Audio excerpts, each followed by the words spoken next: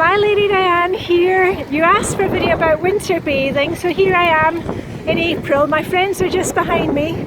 We're on our way out to the sea. It's raining today, but you know, we come out in all kinds of weather.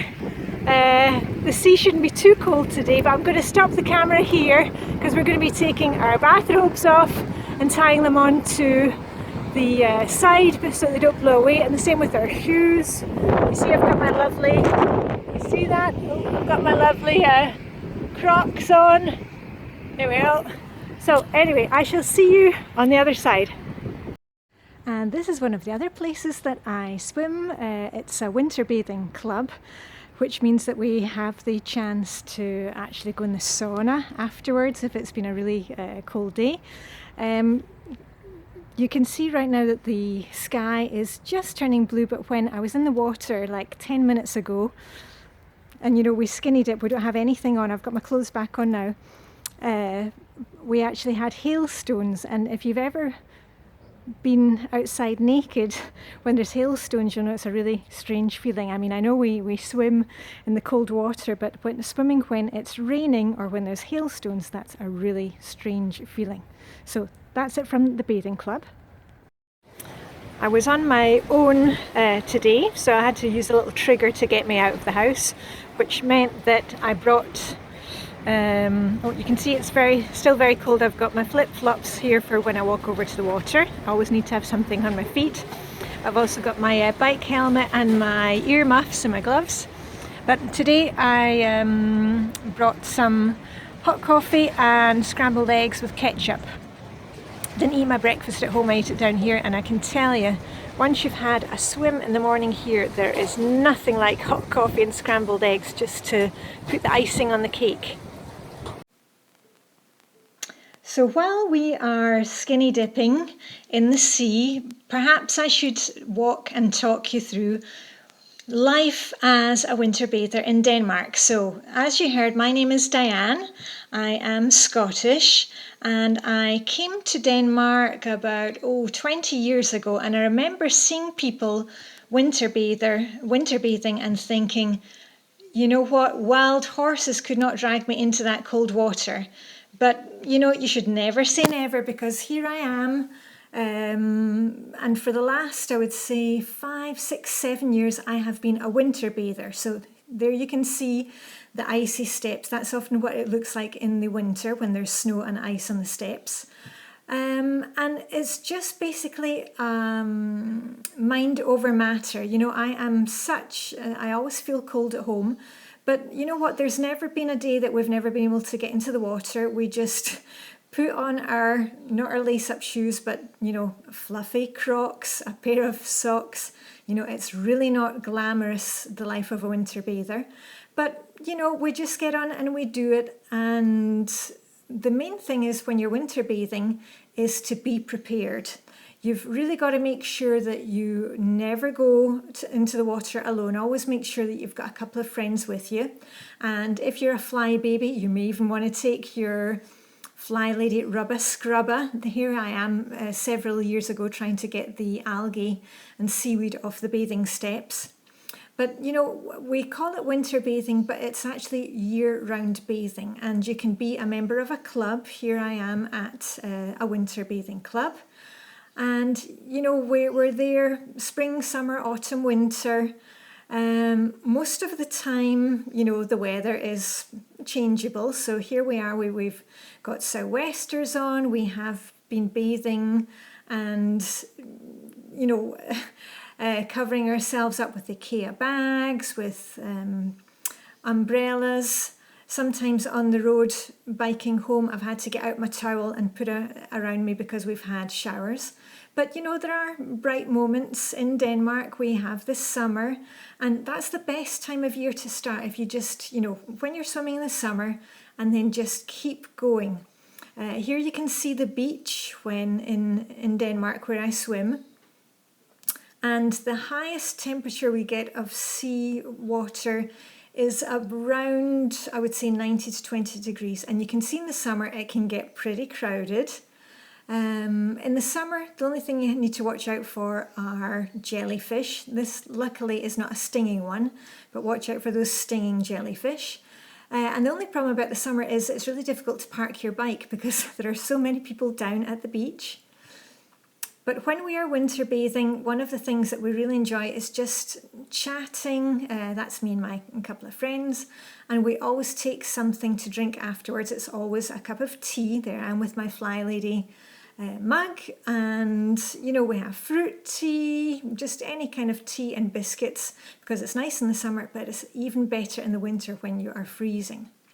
So I'm going to take you through the different seasons. Here we are in the summer, and in the summer, of course, we have to wear swimming costumes because there's a lot of people around. And then, of course, we get into the autumn and it gets a bit more breezy, and then it's time to change from towels into bathing robes. And remember, from the autumn and into the winter, we are then skinny dipping. You don't wear any kind of costume because it would just be too cold. And sometimes the bathing bridge, you know, we had to wade out to it because, you know, high tide. Here I am when the sea is frozen over. You can see sometimes we're standing on that bathing bridge. Make sure that you have a pair of shoes. Never, you know, try not to stand on the bathing bridge with bare feet because your feet will end up sticking to it and you don't want that. Yet, isn't this a beautiful picture? This is when the sea actually froze over and it's like slush ice around the corners. And I've actually been swimming in slush ice, and I had this very romantic idea that, you know, it looked like slush ice. Don't be fooled. It is tiny grains of ice which are very sharp. You know, it's like kind of bathing in grit or shards of glass.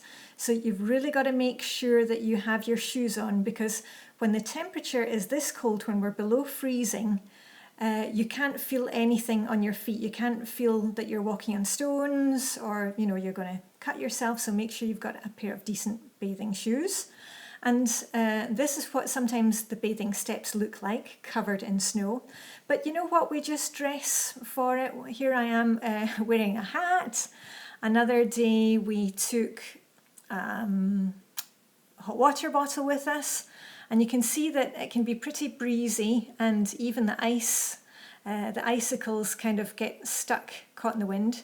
But then, you know, here's the same bathing deck in the summer. It can be very beautiful. And we bathe all year round. The best time of year is actually the winter, because even though it's very cold, you have some magnificent sunrises.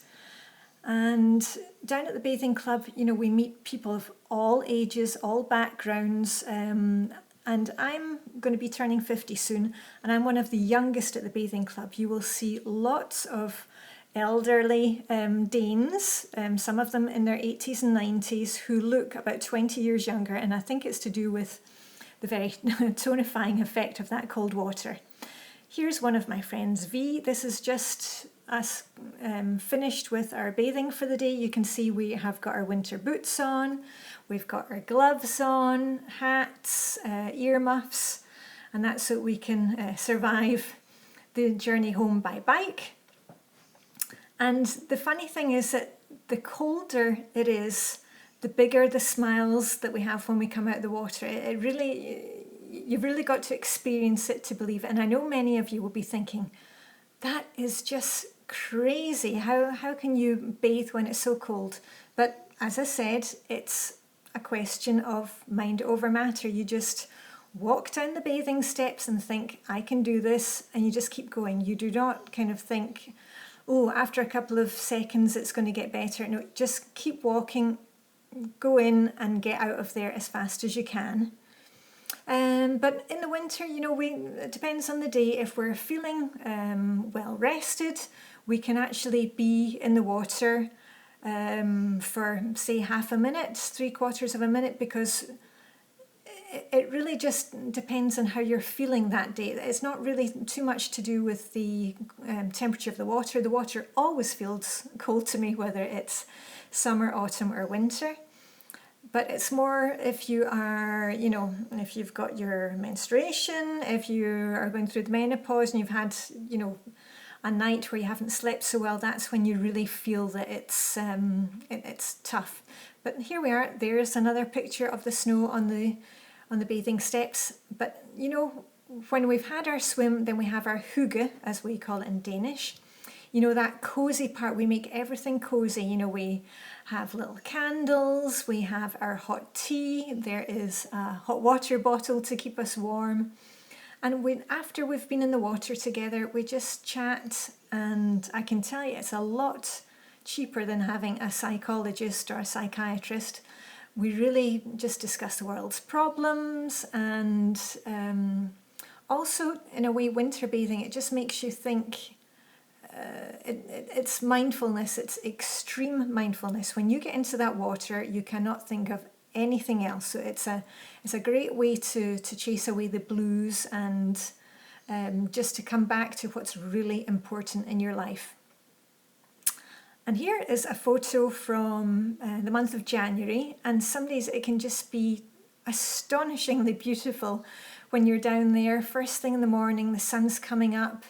You can see the icicles hanging from the bridge, and it's almost like a religious experience. It's so quiet. You see the sky changing every day, different types of wildlife, all different types of birds. We don't see many fish in the sea at this time of year, but as I say, it's almost like a religious experience when you're going into that cold water. And the best time of winter bathing, I think, is early in the morning. It can be quite tough in the winter when it's really dark, but it just gives you that boost to start off your day.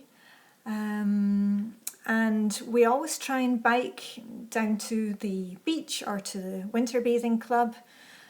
Some days it's very foggy, but the good thing about winter bathing in the winter is that there aren't so many people around, and you can see here's the lots of space for parking your bikes, and it's very quiet down there, and you can just take 5 or 10 minutes to completely switch off from the outside world.